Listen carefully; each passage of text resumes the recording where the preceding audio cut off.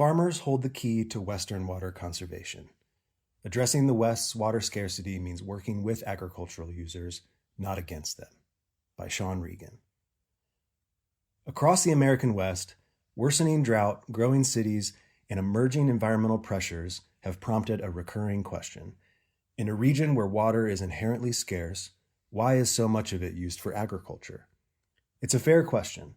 Across the West, vast amounts of water are used for agricultural purposes, whether to grow alfalfa in Utah, almonds and rice in California, or lettuce and other produce in Arizona.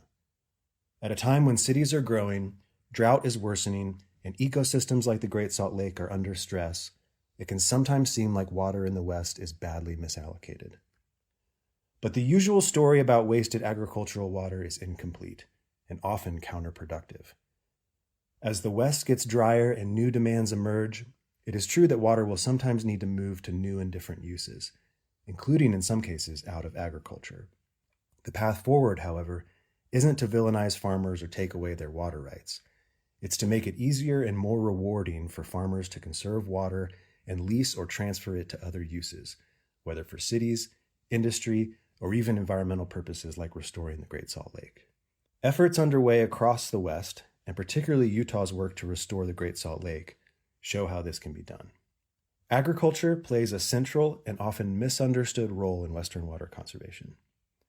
Farmers have long-standing legal rights to much of the West's water, rooted in the history of Western settlement.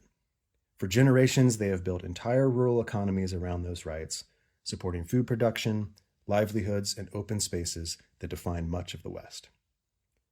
Understanding why farmers hold so much water in the West and why moving it to other uses can be so difficult requires understanding several basic features of Western water law. The first is that, in the American West, a water right is the legal right to use a certain amount of water in a particular way, at a particular time and place, for a recognized beneficial use. Changes to water rights generally must be reviewed to ensure they do not impair a downstream user's water right. This requirement also means that if a user stops putting that water to any beneficial use, their water right could eventually be considered forfeited or abandoned. The second is that Western water rights are governed by seniority. Under the prior appropriation doctrine, rights are prioritized according to when water was first put to beneficial use. During times of drought, water rights are curtailed or cut according to seniority. The more senior a water right is, the less likely it is to be curtailed in dry years. Together, these principles help explain why so many Western water rights are agricultural water rights. Agricultural rights are among the most senior because farming and ranching were the first major water uses in many Western valleys. Under Western water law, then, the most secure and dependable water rights often belong to farmers.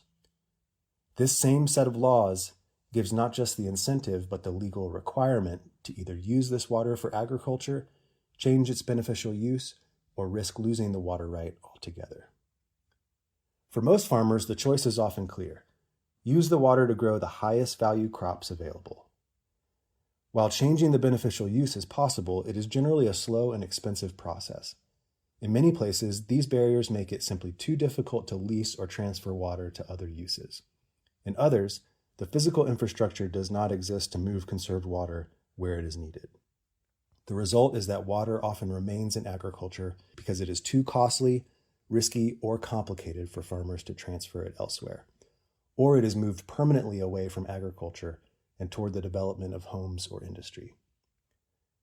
Selling valuable land and water might sound enticing, but for farming families, it is a daunting choice. Both land and water in the West are often passed down from early pioneering settlers. These farming families know that once they sell that land and water, there is usually no getting it back. This is why farmers are central to Western water conservation, and why working with them is essential. Farmers hold much of the water, but often have limited ability to benefit from conserving it or transferring it to other uses. Even when a temporary exchange could benefit farmers and other users alike, the transaction may be too costly, risky, or complicated to complete. Utah's efforts to restore the Great Salt Lake illustrate what a different approach can look like. The lake's decline poses serious risks to the region's ecosystem and economy, but the effort to restore it has also become one of the West's leading examples of practical, large-scale, market-oriented conservation, built on working with farmers, not against them. Over the past several years, Utah has overhauled its water laws and institutions. The state now recognizes supplying water to the Great Salt Lake as a beneficial use, allowing water to be conserved, leased, or dedicated to the lake without being treated as unused. Utah has also invested heavily in agricultural water leasing, essentially paying farmers to dedicate water to the lake on a temporary basis. The state has also authorized more flexible arrangements, including split-season leases that allow farmers to irrigate during part of the growing season while leasing a portion of their water to the lake. And this year, Utah lawmakers streamlined the approval process for these types of water leases. These reforms effectively give farmers alternatives to the traditional all-or-nothing choice between continuing to irrigate and permanently selling their water.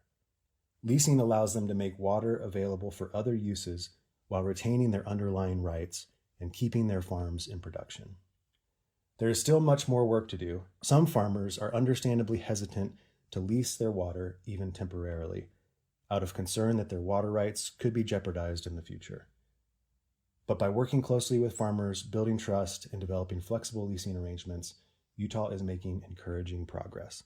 The state has already dedicated over 476,000 acre-feet of water to the Great Salt Lake, and that total is expected to grow. The broader lesson is that water should not remain locked into one use simply because conserving it is too risky or transferring it is prohibitively difficult. To bring Western water to new uses, farmers must be allowed to send water to new uses in a way that benefits them, without giving up the agricultural way of life that has made the West great. Agriculture will always play a critical role in Western water conservation. Farmers hold rights to much of the region's water, but they also sustain rural communities, open space, wildlife habitat, and hydrological systems that benefit users beyond the farm. The goal should be to give farmers more ways to conserve, lease, and exchange water without putting their rights or livelihoods at risk. Meeting the region's growing water challenges will depend on making water more flexible and easier to move while respecting the people who hold the rights to it. That means working with farmers, not against them. If you enjoyed this piece, follow the Bully Pulpit on Substack and ACC National on all other social media platforms. Join us in the arena building the conservative environmental movement.